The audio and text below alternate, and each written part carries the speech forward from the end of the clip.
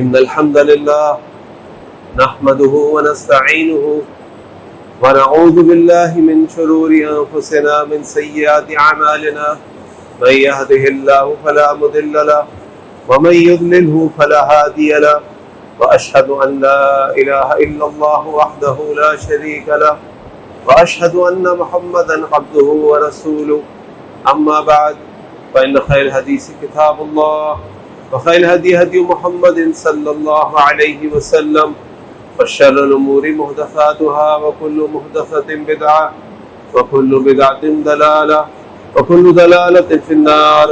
وقال الله تعالى: يا أيها الذين آمنوا اتقوا الله حق تقاته ولا تموتن إلا وأنتم مسلمون. وقال الله تعالى: يا أيها الناس اتقوا ربكم الذي خلقكم من نفس واحدة وخلق منها زوجها وبث منهما رجالا كثيرا ونساء واتقوا الله الذي تساءلون به والأرحام إن الله كان عليكم رقيبا. وقال الله تعالى: يا أيها الذين آمنوا اتقوا الله وقولوا قولا سديدا يصلح لكم أعمالكم ويغفر لكم ذنوبكم ومن يطع الله ورسوله فقد فاز فوزا عظيما. اللهم صل على محمد وعلى آل محمد كما صليت على إبراهيم وعلى آل إبراهيم إنك حميد مجيد. اللهم بارك على محمد وعلى آل محمد كما باركت على إبراهيم وعلى آل إبراهيم إنك حميد مجيد. وقال النبي صلى الله عليه وسلم: تركت فيكم أمرين لن تضلوا ما تمسكتم بهما كتاب الله وسنتي. رب اشرح لي صدري ويسر لي أمري واحلل عقدة من لساني يفقهوا قولي. سبحانك لا علم لنا إلا ما علمتنا إنك أنت العليم الحكيم. اللهم أرنا الحق حقا وارزقنا اتباعه وأرنا الباطل باطلا وارزقنا اجتنابه آمين يا رب العالمين. اسلامی تاریخ کی کتابوں میں ایک واقعہ آتا ہے کہ مسلمانوں کے ایک جنرل کمانڈر مسلمہ رحمہ اللہ مسلمانوں کی ایک فوج کی قیادت کرتے ہوئے رومیوں کے ایک شہر پہنچے. اس شہر کے لوگوں نے ایک بڑا ہی مضبوط اور بلند قلعہ بنایا ہوا تھا جس کی وجہ سے مسلمانوں کا لشکر شہر کے اندر داخل نہیں ہو پا رہا. کئی دن گزر گئے لیکن کامیابی نہیں مل رہی تھی. کسی بھی طریقے سے اس قلعے کے اندر اس قلعے کی دیواروں کے اندر کوئی بھی سوراخ یا راستہ نہیں بن پا رہا. ایک دن ایک فوجی مسلح رحمہ اللہ کے پاس آیا اور آ کے اس سے کہا کہ میں نے ایک چھوٹا سا سوراخ اس دیوار میں کر دیا ہے قلعے کی. آپ کسی پتلے دبلے سے بہادر سپاہی کو بھیجیں تاکہ وہ اس سوراخ سے اندر گھسے اور دروازہ کھولے تاکہ ہم اس قلعے کے اندر داخل ہو سکیں. مسلمہ رحمہ اللہ نے اعلان کیا اپنی فوج میں کہ ہمیں ایک ایسا سپاہی چاہیے جو ایک کام سر انجام دے. ظاہری سی بات ہے دشمن کے قلعے کے اندر گھسنا ایک بہت بہادری کا کام ہے اور اس کے لیے ایک پتلا دبلا سا سپاہی بھی چاہیے جو سوراخ کے اندر سے نکل سکے. ایک شخص ایک سپاہی آگے بڑھا, اس نے والنٹیئر کیا اور وہ سوراخ سے اندر گھسا, اس نے دروازہ کھولا اور مسلمانوں کی فوج اندر گئی اور اس قلعے کو فتح کر لیا. مسلمہ بہت خوش ہوئے اور انہوں نے اعلان کیا کہ کون ہے وہ شخص, کون ہے وہ سپاہی ہمارے سامنے آئے, لیکن کوئی سامنے نہیں آیا. اگلے دن مسلمہ نے پھر اعلان کیا کہ وہ کون ہے جس نے مسلمانوں کی اس فتح میں اہم کردار ادا کیا, جس نے بہادری کا مظاہرہ کرتے اس قلعے کے اندر گھسا. وہ آئے اور ہم اس سے ملنا چاہتے ہیں, لیکن پھر بھی کوئی شخص سامنے نہیں آیا. اور تیسری دفعہ بھی جب مسلمہ نے اعلان کیا تو وہ اعلان بھی بسود رہا, کوئی سامنے نہیں آیا. چوتھے دن رات کو ایک شخص مسلمہ رحمہ اللہ کے پاس آیا, اس کا سر کپڑے سے ڈھپا ہوا تھا. اس نے آ کے کہا کہ مسلمہ میں جانتا ہوں شخص کون ہے. اس نے کہا بتاؤ وہ کون ہے, میں اس سے ملنا چاہتا ہوں اس بہادر شخص کے ساتھ. اس نے کہا کہ وہ آپ سے مل سکتا ہے, لیکن اس نے کہا کہ اس کی 3 شرطیں ہیں. ان 3 شرطوں کے بغیر وہ آپ سے نہیں ملے گا. اگر آپ وہ تینوں شرائط مان لیں گے تو وہ آپ کے سامنے آئے گا اور ملنے گا. مسلمہ نے کہا ہمیں منظور ہے، تو بتاؤ اس کی کیا شرائط ہے؟ اس نے کہا اس کی پہلی شرط یہ ہے کہ آپ اس کا نام نہیں پوچھیں گے.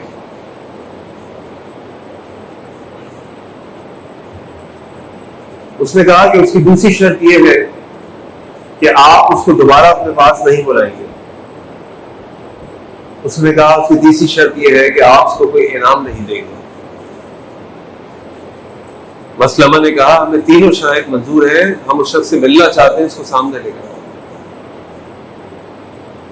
اس شخص نے اپنے چہرے پر سے کپڑا ہٹایا اور کہا کہ مسلمہ میں ہی وہ سپاہی ہوں جس نے اس قلعے میں گھس کے یہ کام سر انجام دیا. اور یہ بات کہہ کر وہ سر ڈھانپ کر دوبارہ چلا گیا.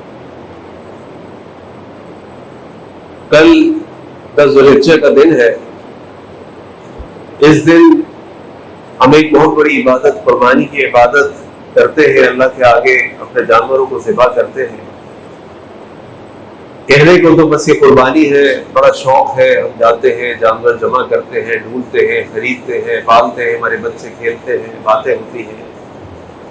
لیکن حقیقت دیکھی جائے تو یہ ایک بہت بڑی قربانی ہے جو ابراہیم علیہ السلام نے اور اسماعیل علیہ السلام نے اللہ تعالیٰ کے سامنے پیش کی. ایک بوڑھے باپ کو جب اولاد ملی بڑھاپے میں، اور پھر جیسی اولاد چلنے پھرنے کے قابل ہوئی، اس کو حکم مل گیا کہ اپنے اس بیٹے کو ذبح کر دو. اپنے بچوں کے لیے تو خواب میں بھی اگر ہم کوئی ایسی چیز دیکھ لیں تو ہم خواب سے اٹھ جاتے ہیں اور ہماری نیند بھاگ جاتی ہے. اور پھر اسماعیل علیہ السلام بیٹا جس کو یہ کہا گیا اس کے باپ کی طرف سے کہ بیٹا اللہ نے حکم دیا ہے کہ میں تمہیں ذبح کر دوں، اور وہ بیٹا بھی ایسا فرما بردار، مطیع، حنیف کہ اس نے کہا بچی آپ کر گزریے جو اللہ تعالیٰ نے آپ کو حکم دیا. لہذا جب ابراہیم علیہ السلام نے اپنے بیٹے اسماعیل علیہ السلام کے گردن کے اوپر وہ چھری چلائی تو اللہ تعالیٰ نے اس کو ایک مینڈے سے بدل دیا. اور بے شمار آیات سورہ صافات کی پوری آیات ہے جن میں سے ایک آیت وَفَدَيْنَاهُ بِذِبْحٍ عَظِيمٍ کہ ہم نے اس کو یہ ذبح عظیم عطا کیا، اس نے ہمارے لیے اپنے بیٹے کو قربان کر دیا. اور اللہ تعالیٰ نے اس قربانی کی عبادت کو قیامت تک کے لیے ہمارے لیے جاری کر دیا. یہ قربانی کی عبادت اتنی اہم عبادت ہے کہ ہم سب جانتے ہیں کہ ساری دنیا کے لوگ اس عبادت کو شوق سے کرتے ہیں، زور و شور سے کرتے ہیں. لیکن کیا اگر غور کریں اللہ تعالیٰ کو اس قربانی کی عبادت سے گوشت چاہیے؟ کیا اللہ تعالیٰ کو خون چاہیے؟ کیا اللہ تعالیٰ کو وہ رقم، وہ اماؤنٹ چاہیے جو اس قربانی کے لیے خرچ کرتے ہیں؟ ان میں سے کچھ بھی نہیں چاہیے. وہ تو مالک الملک ہے، مالک خزائن السماوات والارض ہے. وہ تو تمام چیزوں سے غنی ہے، الصمد ہے، بے نیاز ہے. پھر یہ قربانی کیوں ہمیں کرنے کا حکم دیا گیا ہے؟ اس کے پیچھے کئی حکمتیں ہیں، کئی اہم باتیں ہیں جن کو سمجھنا اور اس قربانی کی عبادت کو کرتے ہوئے ذہن میں رکھنا بہت ضروری ہے. اس وقت وقت اور موقع نہیں ہے کہ وہ ساری تفصیل بیان کی جائے. کچھ اہم حکمتیں میں آپ کے سامنے رکھتا ہوں. سب سے بڑی اہم حکمت اس کے اندر تو ہے وہ اخلاص کی حکمت ہے. میں نے آپ کے سامنے جو مسلمہ رحمہ اللہ کا واقعہ ذکر کیا، یہ بھی اس لیے ذکر کیا کہ اس سے ہم سمجھ سکتے ہیں کہ اخلاص کیا ہوتا ہے. آج ہم دیکھ رہے ہیں کہ جب کوئی شخص قربانی کا جانور لے کر آتا ہے تو کچھ لوگ تو واقعی اپنی اس نیکی کو چھپاتے ہیں، اس کو اپنے گھر تک رکھتے ہیں، اس کو اپنے اعتبار سے لے کر چلتے ہیں. کچھ لوگ اس قربانی کی عبادت کو کس طریقے سے لے کر چلتے ہیں وہ ہم سب جانتے ہیں. باقاعدہ سٹیج بنتے ہیں، باقاعدہ اس کے اوپر پیگا فلیکس لگائے جاتے ہیں، باقاعدہ وہاں صوفے لگائے جاتے ہیں، باقاعدہ شگلیز لگائے جاتے ہیں کہ وہ جانور خوبصورت اور چمکدار نظر آئے. اور یہ سب تماشے ہم سب دیکھتے ہیں، ہماری نگاہوں کے سامنے ہوتے ہیں. لیکن ان ساری چیزوں کے اندر اخلاص کہاں ہے؟ یہ عبادت تو اخلاص پر مبنی ہے کہ کیا ہے؟ ابراہیم علیہ السلام نے یہ سب کچھ اللہ کے لیے کیا. تو یہ قربانی کیا ہم اللہ کے لیے کرتے ہیں؟ سیر عالم النبلا میں امام ذہبی نے بات لکھی کہ ہارون الرشید کی فوج کے اندر 20,000 فوجی ایسے تھے اس کے لشکر کے اندر جن کے نہ نام رجسٹر میں درج تھے اور نہ ان کو تنخواہیں ملتی تھی. علامہ ساجد میر رحمہ اللہ جن کا بھی انتقال ہوا ان کے بارے میں پڑھ رہا تھا. ان سے کسی نے پوچھا کہ علامہ صاحب یہ بتائیں، کیونکہ علامہ صاحب کی مسجد سیالکوٹ میں بھی گیا ہوں، ملا ہوں ان سے وہاں پر، تو وہ میرے خیال ہے کہ 50-60 سال سے زیادہ اس مسجد میں مصلی سناتے رہے تراویح، اور پتہ نہیں کتنے حج اور عمرے کرتے رہے. کسی نے ان سے پوچھا کہ علامہ صاحب کتنے مصلی سنائے آج تک، کتنے حج اور عمرے کیے؟ تو لکھنے والے جو سوال کرنے والے نے کہا کہ علامہ صاحب مسکرائے اور کہنے لگے جس کے لیے کیا اس کو یاد ہے. اخلاص یہ ہے کہ ہم اپنی نیکیوں کو اس طرح چھپائیں جیسے اپنی برائیوں کو چھپاتے ہیں. امام ابو ایوب سختیانی رحمہ اللہ کے بارے میں آتا ہے کہ وہ رات بھر قیام کرتے تھے، اور جب صبح فجر کا وقت ہوتا تو ایسی آواز سے اپنے گھر والوں کو آواز دیتے جان بوجھ کر کہ انتہائی نیند کی حالت ہے، گھر والوں کو بھی نہ پتہ چلے کہ اللہ کے آگے کھڑے ہو کر قیام کیا.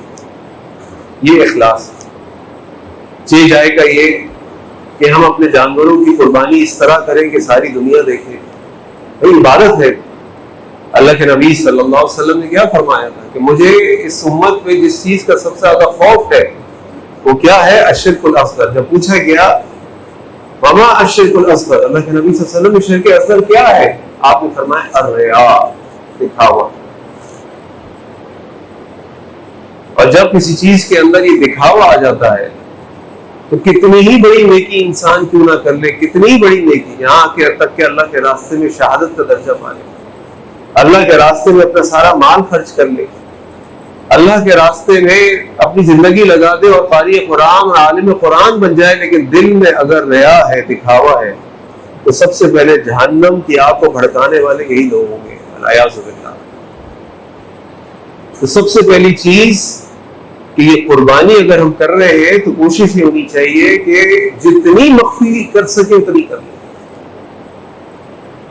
اسی لیے میں بھی پڑھ رہا تھا تو میں نے کچھ علماء کا پڑھا اور انہوں نے اپنے ایک آرٹیکل لکھا، اس میں انہوں نے لکھا کہ افضل یہ ہے کہ ایک انسان اپنے گھر والوں کی طرف سے صرف ایک قربانی کرے. کچھ علماء کا خیال ہے، جیسے حضرت ابو ایوب انصاری فرماتے ہیں کہ اللہ کے نبی صلی اللہ علیہ وسلم زمانے میں ہم اپنے تمام گھر والوں کی طرف سے ایک قربانی کرتے تھے جو سب کے لیے کافی ہو. اور یہ جب یہ کہا جاتا ہے کہ اللہ کے نبی کے زمانے میں کرتے تھے، اس کا معنی یہ ہے کہ اگر کوئی غلطی ہو رہی ہوتی تو یہ اللہ کے نبی صلی اللہ علیہ وسلم کی ذمہ داری تھی اللہ تعالیٰ کی طرف سے کہ وہ ہماری اصلاح کی جاتی. اللہ کی وحی آتی، اللہ کے نبی آتے اور کہتے تم نے غلط کیا. تو کچھ علماء کا خیال یہ ہے کہ انسان اپنے گھر والوں کی طرف سے صرف ایک قربانی کرے اور وہ کافی ہے. اور پھر یہ بھی لکھا کہ اگر پھر بھی وہ زیادہ کرنا چاہے تو کیوں نہ ایسا کر لے کہ اپنے غریب رشتہ داروں کو ایک ایک بکرا دلا کے ان کے گھر بھیج دے.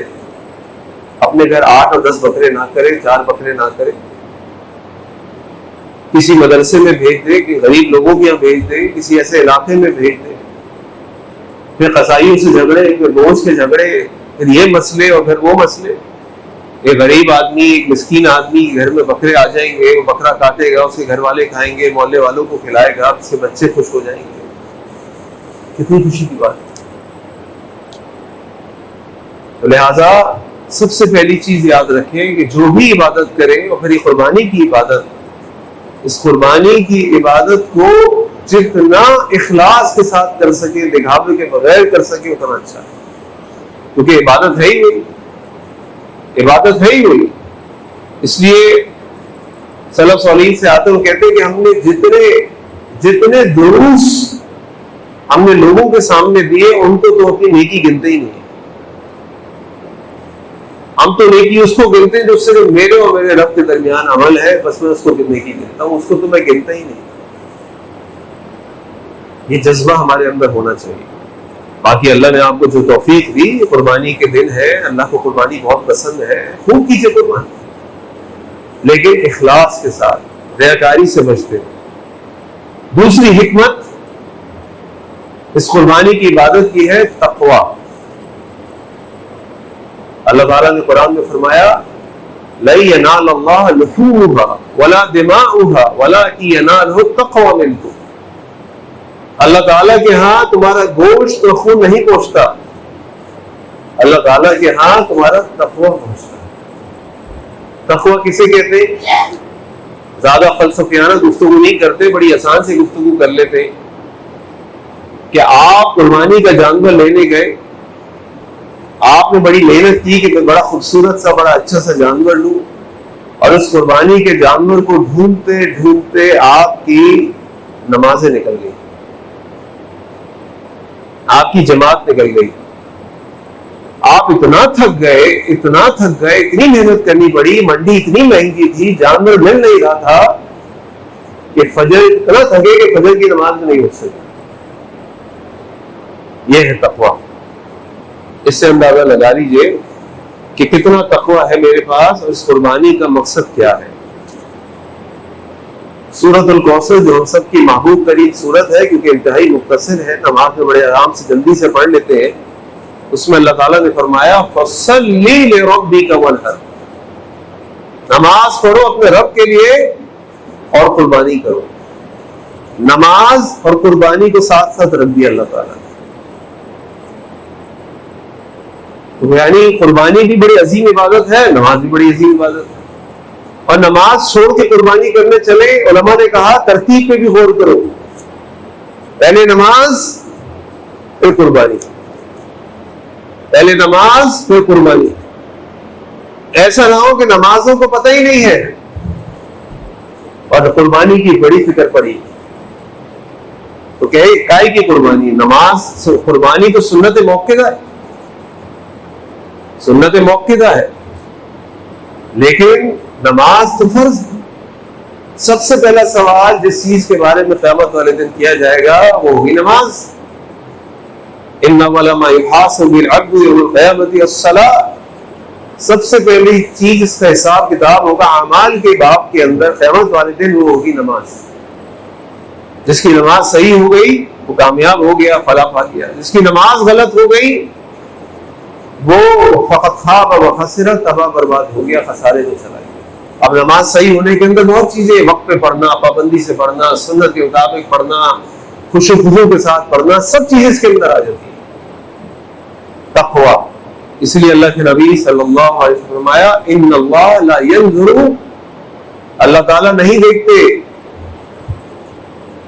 الی اجسامکم وصورکم، تمہارے جسموں کو اور تمہارے چہروں کو، وَلَٰكِنْ يَنْظُرُ إِلَىٰ قُلُوبِكُمْ وَأَعْمَالِكُمْ، اللہ تعالیٰ دیکھتے ہیں تمہارے دلوں کو اور تمہارے اعمال کو، کہ اس کے اندر تقویٰ کتنا ہے، اس کے اندر اخلاص کتنا ہے، اس کے اندر للہیت کتنی ہے، اس کی فکر کریں۔ یہ ہے قربانی کا فلسفہ، یہ ہے قربانی کا مقصد، یہ ہے قربانی کی حکمت۔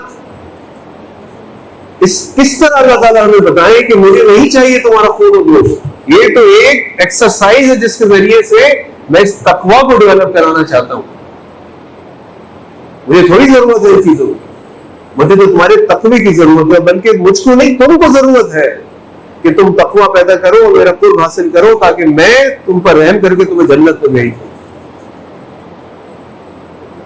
تیسری اور اہم حکمت اس قربانی کی وہ ہے ایثار، خدمت خلق۔ اللہ تعالیٰ قرآن کریم میں فرماتے ہیں فَكُلُوا مِنْهَا وَأَطْعِمُوا الْبَائِسَ الْفَقِيرَ، فَكُلُوا مِنْهَا وَأَطْعِمُوا الْقَانِعَ وَالْمُعْتَرَ، کھاؤ اس میں سے، اور اس کے ساتھ ساتھ سوال نہ کرنے والوں کو بھی دو، سوال کرنے والوں کو بھی دو، فقیر کو بھی دو، محتاج کو بھی دو۔ اس لیے علماء نے لکھا کہ ہر قربانی میں سے کچھ نہ کچھ حصہ آپ نے مسکینوں اور غریبوں کو دینا ہے، اور اگر آپ نے سارا کا سارا بکرا خود کھا لیا تو آپ کو بازار سے خرید کر دینا پڑے گا کچھ نہ کچھ گوشت، اور کچھ نے کہا یہ تو واجب ہے، کچھ نے یہ بھی لکھا کہ ہر جانور میں سے کچھ نہ کچھ دینا پڑے گا، اگر 10 جانور کاٹے ایک گھر میں 2 اپنے گھر پہ کیے، پورا گھر میں رکھ لیے، باقی 8 بانٹ دیے، نہیں، ہر میں سے نکالو. اس حد تک بھی علماء نے تقویٰ اور للہیت ظاہر کیے کہ اس حد تک جاؤ، ہر جانور میں سے کچھ نہ کچھ حصہ نکالو، کچھ خود بھی کھاؤ، کچھ کھلاؤ. اور یہ بہترین درس ہے خدمت خلق کا کہ جب تم کھا رہے ہو تو اپنے بھائیوں کو بھی کھلاؤ. جب اللہ تعالیٰ نے تمہیں گوشت کھلایا ہے تو اپنے بھائیوں کی فکر بھی کرو، ان کا بھی اس کے اندر اللہ تعالیٰ نے حصہ رکھا ہے. اور یہ باقاعدہ پورا درس ہے کہ اسلام ہمیں کس طرح خدمت خلق کی طرف دعوت دیتا ہے، ہمیں موٹیویٹ کرتا ہے، اور اس کے اجر و ثواب ایک پورا ٹاپک ہے. اور بھی بے شمار اس کے اندر حکمتیں، جن میں سے آخری میں آپ کے سامنے رکھتا ہوں ایک، اور وہ ہے توحید. توحید کی حکمت، یہ سنت ابراہیم علیہ السلام کی سنت ہے. ابراہیم علیہ السلام کے لیے اللہ تعالیٰ نے قرآن کریم میں 5 مرتبہ یہ سرٹیفکیٹ اتارا، وما کان من المشرکین، وہ مشرکین میں سے نہیں تھے. جب ہم اپنے جانور کو ذبح کرتے ہیں اللہ کے لیے تو کیا دعا پڑھتے ہیں؟ قل، رسول اللہ صلی اللہ علیہ وسلم کہہ دیجئے، ان صلاتی ونسکی ومحیائی ومماتی للہ رب العالمین، میری نماز، میری قربانی، میری زندگی، میری موت سب اللہ رب العالمین کے لیے، لا شریک لہ، اس کے ساتھ کوئی شریک نہیں.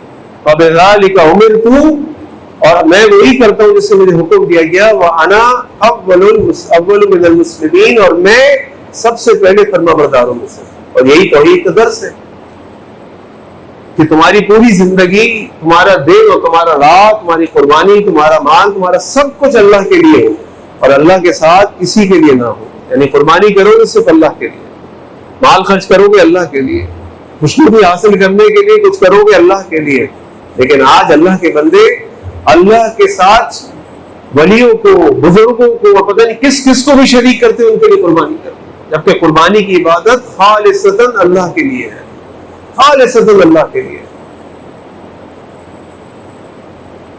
توحید، اپنی زندگی کو اللہ تعالیٰ کی توحید کے ساتھ گزارے، اس کے بعد کسی کو شریک نہ کرے. ساری امیدوں کا مرکز، ساری دعاؤں، ساری تمام عبادات صرف اور صرف اللہ کے لیے ہونی چاہیے. تو ذرا سوچیں کہ جب صبح ہم اپنے جانور کو ذبح کر رہے ہوں گے تو کیا اس وقت ہم نے وہ تمام اللہ کے احکامات مان لیے؟ اور اس دعا کے اندر بھی دیکھیے اللہ رب العزت کی کیا حکمت ہے. اللہ اکبر. قربانی سے پہلے نماز کا ذکر، قربانی کرنے چلے ہیں، فجر کی نماز نہیں پڑھی، عید کی نماز پڑھنے آئے ہیں، فجر کی نماز نہیں پڑھی. اللہ اکبر. کئی جگہ تو میں نے دیکھا کہ عید کے موقع میں خطیب صاحب باقاعدہ اعلان کرتے ہیں کہ جی میں ابھی خطبہ شروع نہیں کر رہا، جنہوں نے فجر کی نماز نہیں پڑھی پہلے فجر کی نماز پڑھ لیں، میں 5 منٹ انتظار کر لیتا ہوں. خلیق الرحمان ناصر صاحب کا میں نے سنا تھا، کلفٹن میں پڑھاتے عید کی نماز، دیوی کالونی ان کی مسجد والے جو ہیں وہ اعلان کرتے پہلے فجر کی نماز پڑھ لیں پھر ہم عید کی نماز شروع کریں گے. کہاں ہے نماز؟ یہی تو توحید ہے کہ میں اپنی نیند بھی اللہ کے لیے قربان کرتا ہوں، میں اپنی جان بھی اللہ کے لیے قربان کرتا ہوں، میں اپنا مال بھی اللہ کے لیے قربان کرتا ہوں. اللہ کا حکم آ گیا وَأَنَا أَوَّلُ مِنَ الْمُسْلِمِينَ، میں سب سے پہلے فرما برداری کرنے والا ہوں. قرآن کریم کے اندر اللہ تعالیٰ نے ابراہیم علیہ السلام کے لیے 10 مرتبہ حنیف کا لفظ استعمال کیا. اور حنیف کیا ہوتا ہے؟ جو اللہ کے ساتھ خالص ہو، جو شرک سے بچ کر اللہ کی توحید اختیار کرنے والا، جو صرف اللہ کی فکر کرنے والا. اس ابراہیم کی سنت پر عمل کرنے چلے ہیں تو نہ اس کا اسوہ یاد ہے، نہ اس قربانی کی حکمت یاد ہے، نہ اس قربانی کے مقاصد یاد ہے. تو پھر اقبال کا وہ شعر پڑھنا پڑے گا، رسم آغا رہ گئی روح بلالی نہ رہی، رسم آغا رہ گئی روح بلالی نہ رہی، فلسفہ رہ گیا تلقین غزالی نہ رہی. ہم سب کو سوچنا چاہیے کہ جب کل اللہ تعالیٰ ہمیں موقع دیں گے اس عبادت کو سر انجام دینے کا، تو کیا اس کے جو اسباق ہے، اس کی جو حکمتیں ہیں، اس کی جو مقاصد ہیں ہم نے سمجھ لیے، ہم اس پر عمل کرنے والے ہیں، ہم اپنے آپ کو ریاکاری سے بچانے والے، اپنے آپ کو دکھاوے سے بچانے والے، اللہ کا تقوی اختیار کرنے والے، اپنے مسلمان بھائیوں کی فکر کرنے والے، ان کے ساتھ ایثار، ان کی خدمت کرنے والے اور اللہ کی توحید پر عمل کرنے والے ہیں کہ نہیں؟ پھر اللہ کا نام لے کے کل کا دن کا آغاز کریں، اللہ کا نام لے کر اپنے جانوروں کو قربان کریں اور اللہ تعالیٰ سے دعا کریں کہ اللہ تعالیٰ مجھے ابراہیم علیہ السلام کے اسوے پر عمل کرنے والا بنا۔ آج ان کی سنت پر عمل کرنے کے لیے آپ نے ہمیں حکم دیا اور آپ کے حکم کو ہم پورا کر رہے ہیں۔ اللہ تعالیٰ ہمیں اس ابراہیم علیہ السلام کی سیرت کو سیکھنے سمجھنے عمل کرنے والا بنا دے، اس کی توفیق عطا فرمائے۔ اللہ تعالیٰ سے دعا ہے کہ اللہ تعالیٰ جو کچھ میں نے کہا، اللہ تعالیٰ سب سے پہلے مجھے اور پھر ہم سب کو اس پر عمل کرنے کی توفیق عطا فرما دے۔ آخر دعوانا ان الحمدللہ رب العالمین۔